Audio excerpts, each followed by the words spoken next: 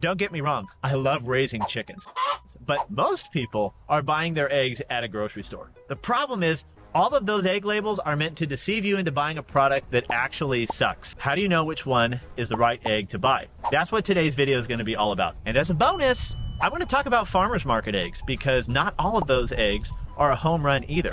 Let's get to it. Let's start with my least favorite egg label, and that is vegetarian fed eggs. The yolks are pale, the whites are watery, they're gross eggs.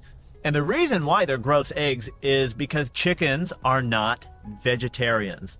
Okay, I raise chickens, I've raised chickens for years. I can tell you from firsthand experience, a chicken would much rather eat a bug or a worm or a scrap piece of meat that I'm giving it than lettuce or grass or clover. They'll still eat lettuce or grass or clover, but their preferred thing is meat.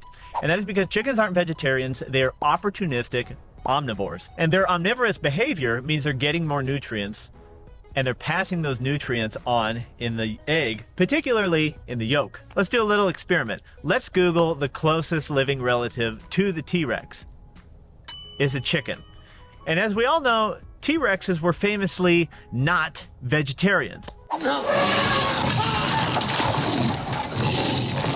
Chickens aren't either. So now we come to a series of what I would call like humanitarian egg labels. Let's start with cage-free eggs. The cage-free eggs make up about 29% of the entire US egg market. So what is a cage-free egg? Simply put, it is a chicken not kept in a battery cage. What's a battery cage, you might ask? These cages are 86 square inches, and if you don't want to do the math of what 86 square inches are, it is roughly the size of a sheet of paper.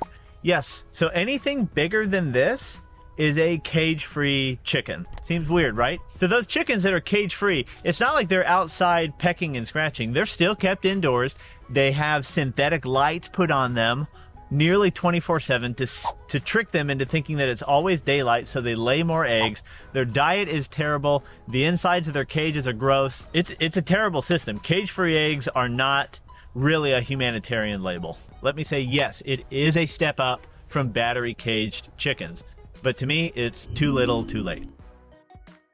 Let's start thinking about happier thoughts. Let's think about chickens with fresh grass and clover and bugs and worms, and they're happy and they're scratching, they're doing dust baths. Sounds like a free-range chicken. It might be, but it probably isn't. Free-range eggs are kind of like a new regulation from the USDA. So the definitions that you might see might be inconsistent with one definition from another. I did a lot of studying on this, but what I could figure out is basically two consistent things. One is that chicken has access to the outdoors at least 51% of its life. The second qualifier is that chicken needs at least 2 square feet of personal space when it does have outside access. And so in case you're wondering what 2 square feet looks like, there it is, ladies and gents, that's about 2 square feet. So let's compare that. This is a free range, this is cage free.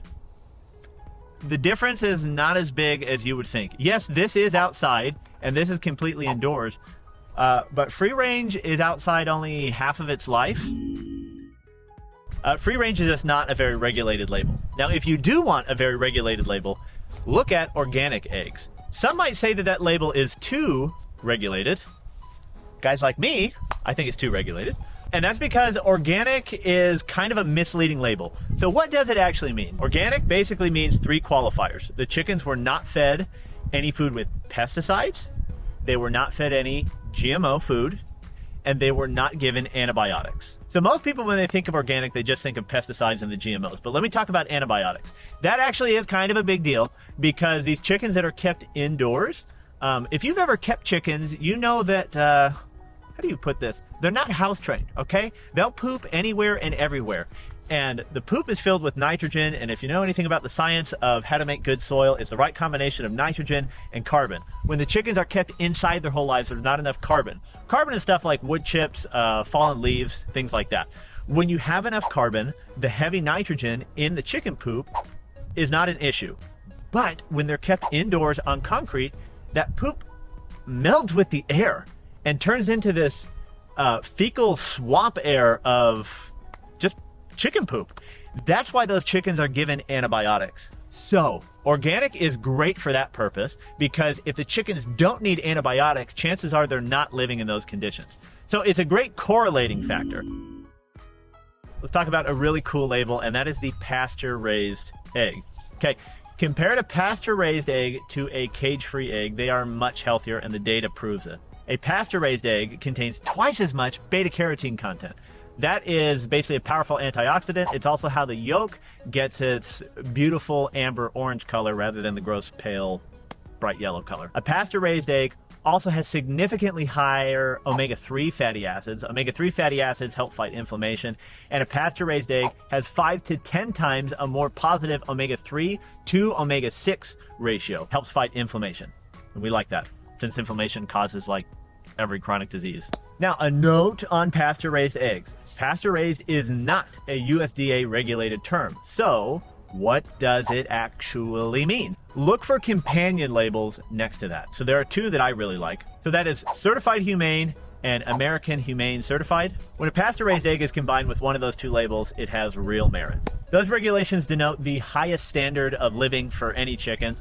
And if you want to just verify that, buy a pack, crack the yolk, and look for a golden yolk.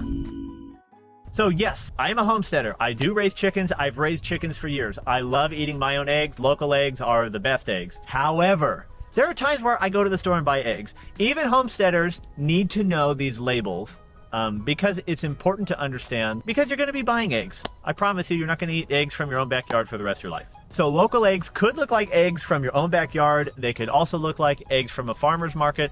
I'm going to talk about how to know if the eggs at your farmer's market are actually good. I added this into the video because I have been bamboozled by farmer's market eggs. How can you tell if the farmer's market egg is good? Have a conversation with the farmer, okay? Ask the farmer things like, do you rotate your chickens? What do you feed your chickens? Are they in a tractor? Are they pasture raised? Are they rotated behind any other kind of animals? Are they in the grass or in the forest or in a run? The point is not necessarily the answer to these questions. The point is the farmer excited and proud to talk to you about her or his flock of chickens? If they're not willing to talk to you, if they seem put off or not excited about it, pass on the eggs. If you want to take a risk, just buy a dozen of those eggs and see. Let me tell you what you're looking for. One, you are looking for a dark, rich, golden, orange, amber yolk. I know those pale, bright yellow yolks look really good in the cartoons. They don't taste good, and they're not highly nutritious. Go for the golden yolks. You want a great yolk to egg white ratio, okay? You don't want a little puny yolk with a bunch of egg whites. Also, the egg white should not be runny. If you're cracking it in the pan, provided your pan is hot enough, it shouldn't run all over your pan. It should hold to pretty much an oval, wavy shape without spilling out everywhere. The shell is very overlooked. The shell should be thick. It should take real effort to crack, okay? The membrane under the shell should have like a real, like you should be able to notice that there's a membrane underneath that shell, okay? It should be shell, membrane, and then egg. And then finally, the yolk should be tall. A flat yolk means that that egg is old. So you're at a farmer's market, you don't like the eggs there, what do? Vital Farms is a great egg product. I don't have any relationship with them, but they do partner with small, medium-sized pasture-raised chickens. The yolks and the eggs always meet the standards that I just laid out, and you can get them at almost any supermarket. So this is the one time, people, the one time I'm going to say sometimes there's a better product in the grocery store than there is at your farmer's market, because that's been the case for me. Thanks for sticking around today, friends. If you liked this video, you might want to try this one out. I go over the top 9 homesteading states, and one of them particularly has a big draw for the local food movement. So if you're into local food, check out that video, and I'll see you on the next one.